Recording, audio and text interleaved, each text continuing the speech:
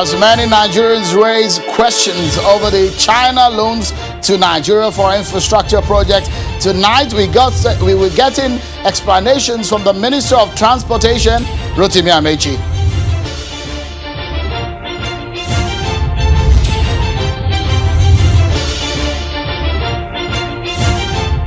And with the myriad of security issues in the country, President Buhari today has ordered the re-engineering of the nation's security apparatus.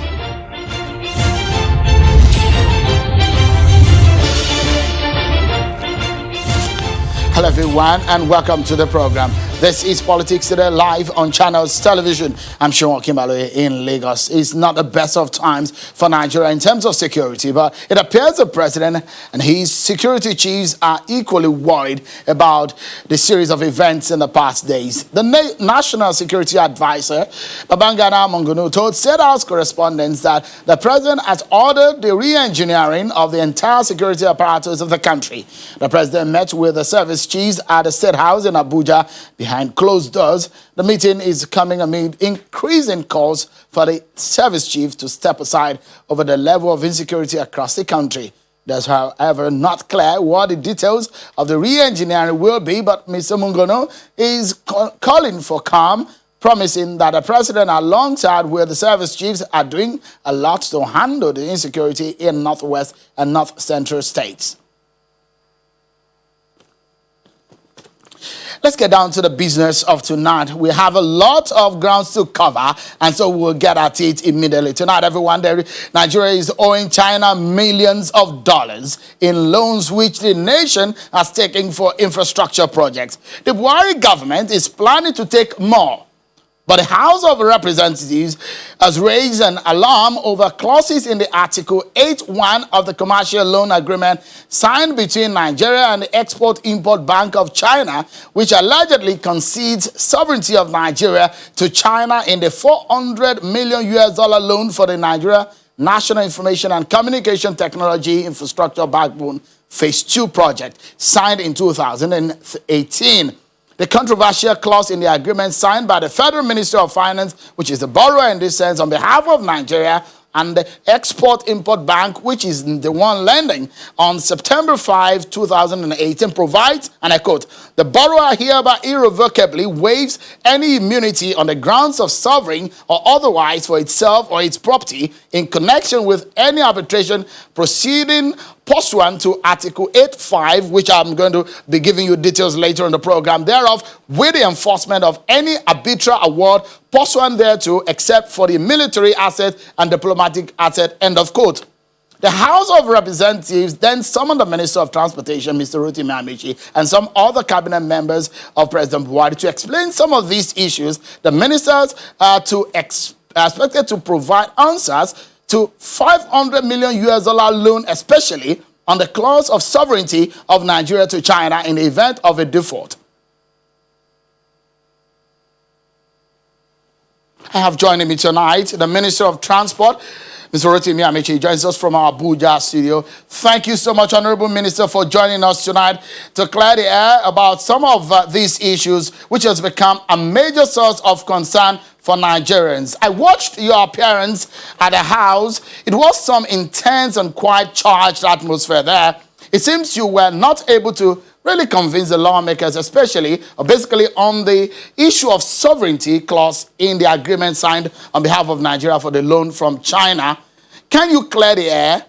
What exactly is the issue of sovereignty clause in that agreement? No, I didn't go there to clear the air. I didn't go there to discuss loan. If you said you watched the interaction between myself and the Honorable House, I wasn't an issue because the Ministry of Transport does not take any loan.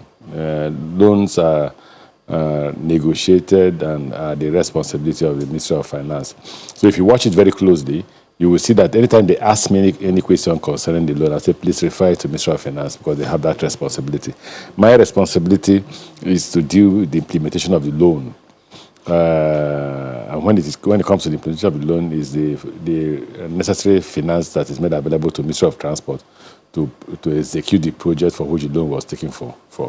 But then, but I say mischief makers. Began to, Amechi took signed out. I don't sign loans. But that's not even the issue. There's a video going that's gone viral now in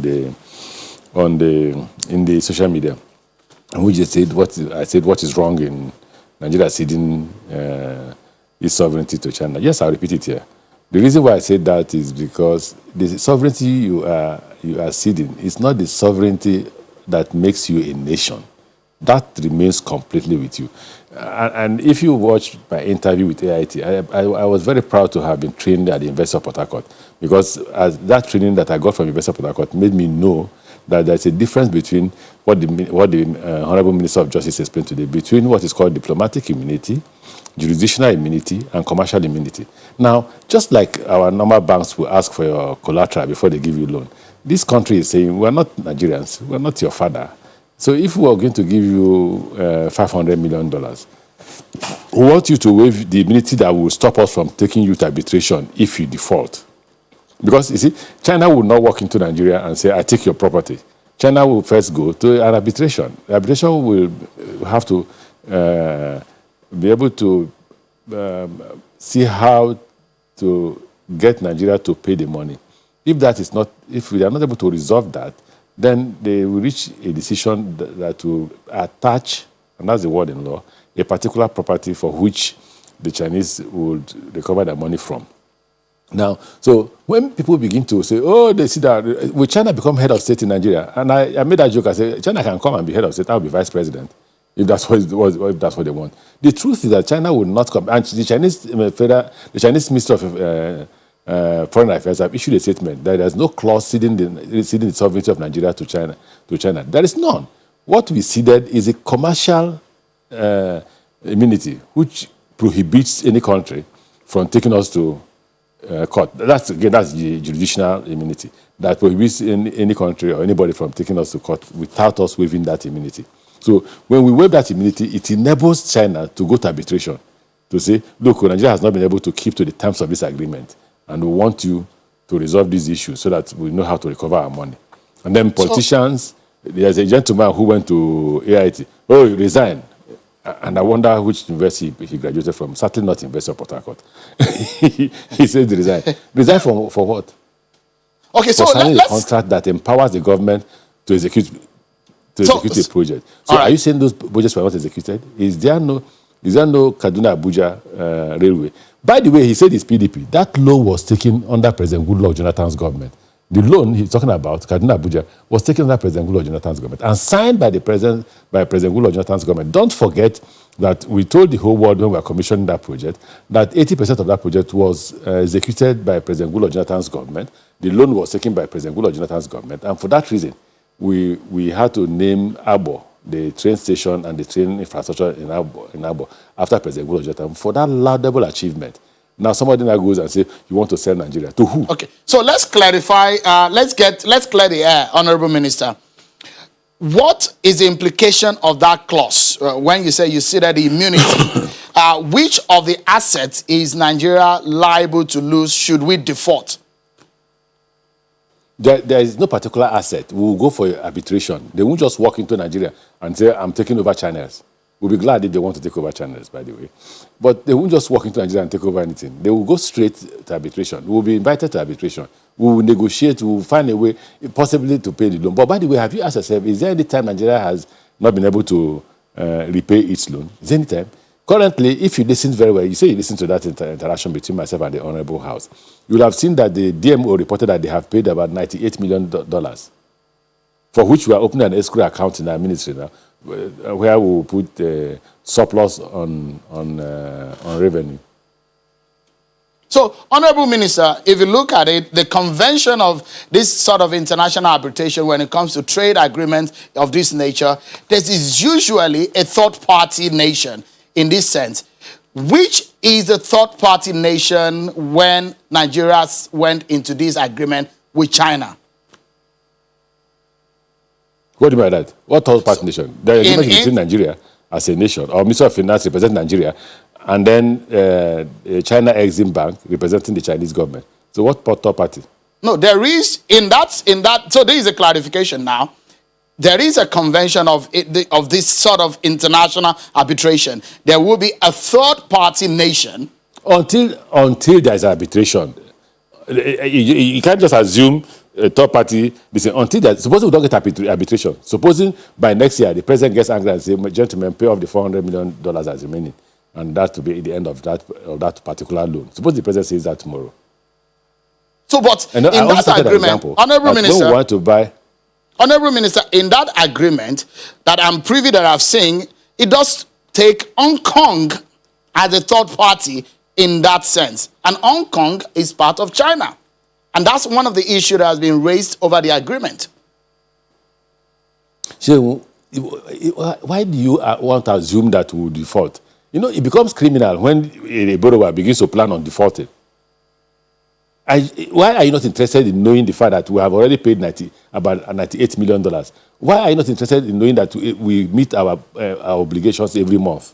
So by which time, before the next 10 years that is outstanding, we would have paid the $400 million outstanding. Why are you not interested in that? Why are you interested in who is a third party and who is not a third party? And these are standard, again, you must know this, these are standard, what do you call it, standard terms in an agreement. But we are concerned in those areas that seems to be a bit worrisome and that is a bit out of the ordinary. Because if the normal convention is that you take a third party nation and you allow China to choose Hong Kong in this sense, should we default? Because I've answered you the question.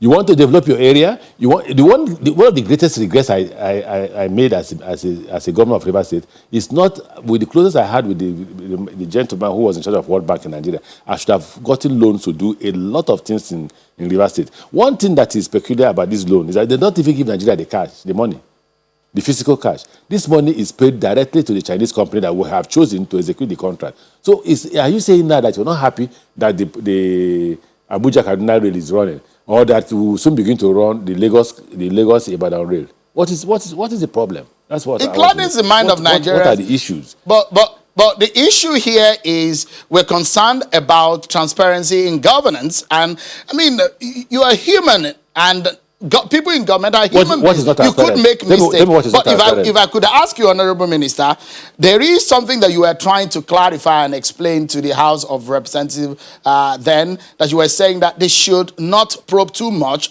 into these loans, that it may scare away some of the lender. What are you trying to say exactly?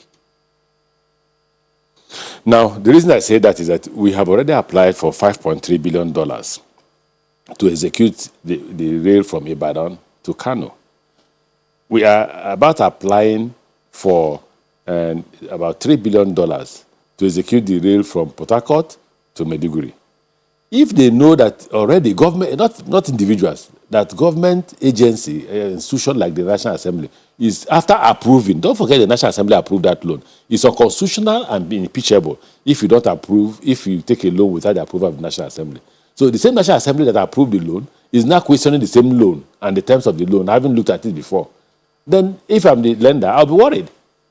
And so if they get worried, they will say, oh, no, because we will not approve the remaining loans you have applied for. And don't forget, these are the cheapest form of loan you can get anywhere. They are concessionary loan at 2.8%. Where else can you get it? You think, when people ask me, and you think before we go to China, we didn't approach other countries. Most countries don't have money to give to us. So if China is making that sacrifice of giving us loan to execute infrastructure projects, and the infrastructure gap, the deficit in Nigeria is huge. It takes me 14 days to move a cargo from Lagos to Idu, Ministry of Transport. 14 days. The moment we complete the Lagos to Kano rail, it will take you 8 hours. I didn't say a day. It will take you 8 hours from Lagos to Abuja. What takes me 14 days? Do you know what impact that has on our economy? Are you not more interested in that? And then the National Assembly gets, somebody, I won't say National Assembly, it can't be the whole of the National Assembly. Somebody gets up and says, oh, in course of reading the agreement, we saw that the sovereignty has been, and what this person should ask, and don't forget I was in the parliament, I was in the state legislature. We are giving funds to hire specialists, experts, that are supposed to help us or educate us on a lot of things. What the chairman would have done is to look for the expert in that committee who would explain what those terms are. Shehu, I want to repeat to you and to Nigerians, these are standard terms. It's like when you want to board when you want to board a plane. Well, as you want to board a plane, you buy a ticket. Behind the ticket are contracts that you have signed. Shehu, those are contracts, they are standard contracts you've signed. You have no choice. Either you take it or you come down from the plane. All right. So Honorable Minister, let's take a break. And when we come back, we look more into the benefits of what the Buhari government has done in these loans and what the future holds for Nigeria. The Honorable Minister of Transportation, Rotimi Amaechi, is still with us. Don't go anywhere. We'll talk more after this break. Thank you so much, everyone, for staying with us. Let's get back to the conversation with the Honorable Minister for Transportation, Rotimi Amaechi. He's in our Abuja studio. Let me get back to the conversation, and I will make reference, Honorable Minister, to clauses, the Article 8 of that agreement that you signed in August 2008 with some of your colleagues on behalf of the federal government and Nigeria. And the big question is, why China? And I'll give a few instances of the situation here. Djibouti, Sri Lanka, Zambia, Ethiopia, these are countries that have seen the hard side of China loans in the past. The coronavirus pandemic has definitely brought up a big question on our repayment plan. Nigeria is spending about 2 trillion to service our debt. It causes a lot of worry on how we're going to be able to service this debt. But in that clause, Honorable Minister, it does look so much that China is on the driver's seat in this case, because the clause 5, for example, says any dispute arising out of any of these connections with this agreement, each party shall have the right to submit such dispute to Hong Kong, part of China, to the Chinese law. Are we in trouble here? Must we collect this loan from China, Honorable Minister?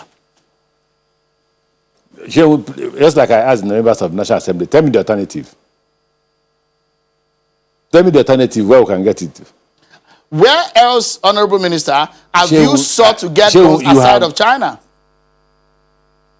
Shehu, you have seen the Lagos-Ibadan Railway.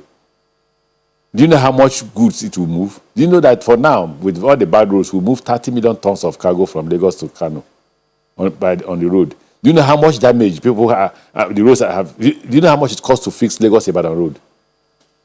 For Christ's sake, I don't want you repeating that kind of question, because you make me behave like a politician and say no comments. That will end that part of the conversation.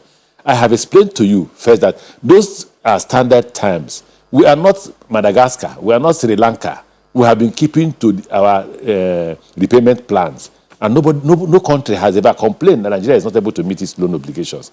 What you can say is that debt over revenue, we have problems. But that does not mean we have at any point in time refused to pay our loans. So why do it is only a criminally minded person that will say, why are these times there so that we won't repay our loans? Why don't you want to repay your loans? So the viability... Why would you take a loan and want to repay? Minister, it is only those who don't want to repay that are worried about the clause. Because if we repay our loans, then we won't get to that point. We won't get arbitration. And I want to repeat, the Ministry of Finance has paid up to $98 million. I think about that, between $95 and $98 million. Can we get that back into everybody's head, that among those who are saying, why did you sign the clause? Those are standard international commitment clauses. They are clauses that are open when you go into trade. And by the way, the Constitution does not allow any government in Nigeria to take a foreign loan without the approval of the National Assembly, for Christ's sake. And so don't ask me that question, because I will also tell you that loan was signed by President Goodluck Jonathan's government. You see, Honorable Minister, because if that's what you want to say. Yeah, no, because you're a public officer and you're serving Nigerians have the right to get these questions, these answers when things are not clear. And that's why we are having this conversation. But let me ask you, Honorable Minister, just a moment. What is there that is not clear? No, some of the conversation that we are having, not a lot of Nigerians are privy to some of the information that you are giving. And that's why we are having this conversation, so that Nigerians will understand the reasons why you are taking these loans on their behalf. They will be the ones to pay those loans back. You're The not question asking, is, Honorable Minister, you're not asking, what is the viability you're not of the asking the project? reason. What's the viability You're not of the asking the project reason. you spend these loans on? You're not asking the reason for the project. You're emphasizing on Hong Kong, emphasizing on why did you have to sign the clause 8.1. That's what you're doing. You're not asking. Because, look, what are the Honorable achievements Minister, of the I'm loan? a journalist. If there are grey areas in those clauses and people have raised eyebrow on those, I've explained it 100 times, and you're repeating the question. Honorable Minister, if I am not clear and if Nigerians are not clear, we will ask the question. That's why you are in office, Honorable Minister, to answer to us. What is not clear? What is not clear? No, you have What is not clear that the clause you are referring to, the standard terms, standard clauses in international trade agreement. That's not clear to you. What is not clear that Nigeria has never at any point in time refused to meet its debt obligation. That is not clear. What is not clear is that Nigeria has been able to repay $95 to $98 million out of the $500 million that were owing the Chinese government. What is not clear is that Ministry of Transport does not sign loans because we are not responsible for getting loans. That is not clear. But let me take you to what is more important. In the part of the loan you're talking about is the Kaduna Abuja Railway, and that's the loan for which the President Goodluck Jonathan's government, that is President Goodluck Jonathan's government took that loan. What are its benefits? Today we move 4,300 passengers per day until COVID came. From 300 passengers in a day, we began to move 4,300 passengers a day. Imagine what will be the reaction of those people. Shouldn't we be grateful that at least unlike in the past where loans are given to government and they disappear, now this loan is not given to government directly. It is given to the company that constructs the railway, directly paid from China. So there is no room for corruption. Shehu. And today, we are able to move any cargo from Kaduna to Abuja. Shehu, today, people live in Kaduna because of the exorbitant rate of housing in Abuja and come to work in Abuja. They leave at 6, and by 7:30, they are in Abuja and they are in their offices. Today, the economy, the movement of goods and services between Abuja and Kaduna is done in nearly 1 to 2 hours. The same thing will be applicable between Lagos and Ibadan, where people sleep on the road. I have been with Professor Wole Soyinka on that road for nearly 4 hours. I had to call my colleague then, the former governor of Ogun State, to come and rescue me. He even told me that he was on that same road, Lagos-Ibadan road, behind me, not even in front of me. But as soon as, and which we want to do, before September, we'll put that, with or without the stations, because COVID is not allowing us to construct the stations. We'll get the Lagos-Ibadan road to start running, pending when we're able to complete the stations, as we make progress with trying to rescue ourselves from COVID. So, Honorable Minister, we are also applying for yes. Honorable Minister, I have 2 questions because we have some few seconds, and I don't know how you can help me treat these questions quickly. The first one, just in a few seconds, if you may answer, what is Nigeria's repayment plan or agenda for these loans? You need to call the Minister for Finance and ask her that question. The DMO is responsible for the repayment of loans. What we have done is that we have opened an escrow account where we currently run Lagos, Abuja, Kaduna, and the running cost in a month is about 90 million naira in a month, and we run 120 million naira in a month. So the excess of 30 million naira, from now henceforth, we will put into the escrow account for our own contribution to the repayment. But what is critical and important is whatever the repayment plan is, Nigeria has never, up till now, not been able to meet its So Honorable Minister, let's close on this note. And just in 20 seconds, Honorable Minister, are these projects, especially the rail, are they viable enough to be able to pay back these loans? And how many years can we pay from these rail projects back the loans? I will talk to the Vice Chancellor of University of Port Harcourt to take you through the University of Port Harcourt. And I'll tell you why I say that. The reason is that I went to a very wonderful university, Honorable Minister. The University of Ilorin, perhaps the best in the nation. So can I finish before we laugh Quickly, about please, that? yeah. When you and I meet, we can laugh about that. Now, in terms of repayment, what this railway does is that it services other parts of the economy. Because it's heavily capital intensive. So you will see that movement of goods and services, and I'll give a very elementary example. There was a period that the cost of tomato was very high in Lagos. The then Minister for Agri called me and said, please, can you put your narrow gauge, can you service your narrow gauge so that we can move tomatoes from Kano to Lagos? And when I did that, the price of tomatoes crashed in Lagos. Can you imagine the cost of transportation, the contribution of transportation to the economic growth of the country? Can you quantify that? Honorable Minister, we're out of time, Honorable Minister. Other parts of the economy. But I must sincerely thank you so much for coming and clearing the air on these issues. Thank you so much, Honorable Minister for Transport, Rotimi Amaechi. Thank you indeed for your time tonight. But that's our program for tonight. Thanks so much, everyone, for watching. Bye-bye.